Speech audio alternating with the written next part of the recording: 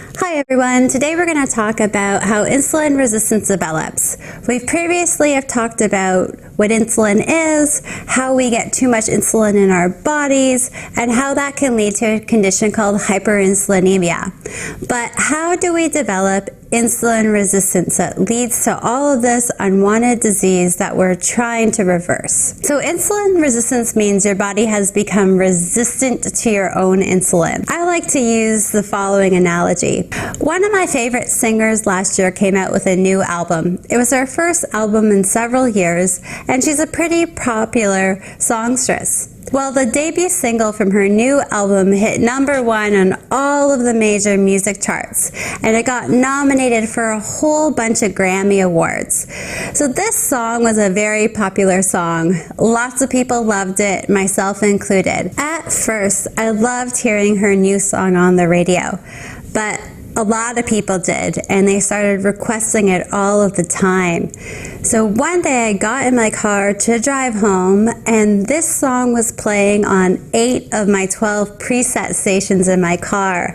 And I was just infuriated. I thought, if I hear this song one more time, I'm going to scream.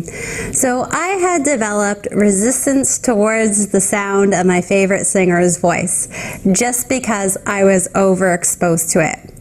Once you've had hyperinsulinemia for a long time, your body starts to revolt against it. It develops resistance. So your body starts to develop resistance towards your own insulin. That means your insulin stops working within your body.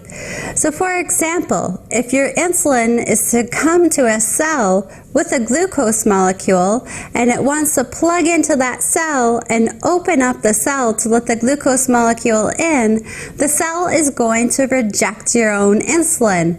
The cell is sick and tired of your own insulin. It's been too overwhelmed. It's been too overexposed to your insulin, and it's developed this angry resistance towards it. So this is why people with insulin resistance are always so fatigued. Even when their cells start to need energy, the insulin is no longer able to open the door to the cell to allow the fuel to go into the cell. And this is why we're chronically fatigued when we're battling insulin resistance. So we have got to repair the relationship between the insulin molecule and the cell. This is just going to take time, but it also requires some underexposure. You've got to limit the amount of insulin that's available in the body, and you have to limit the amount of insulin that is being generated by the body. Your cells need a break. So we want to think of this in the sense that absence makes the heart grow fonder. If you withhold your insulin from the body, and if you reduce the insulin that's in your body, over time your cells will start to miss your own insulin. So then when it's produced again, there's a friendlier relationship between the cell and the insulin. Right now, your cells and your insulin need some time apart, but your body is just so saturated with insulin. So we have to limit the amount of carbohydrates we're eating. We have to be cautious about the amount of protein that we're consuming, and we have to fast to bring down the insulin levels that are so elevated in the body.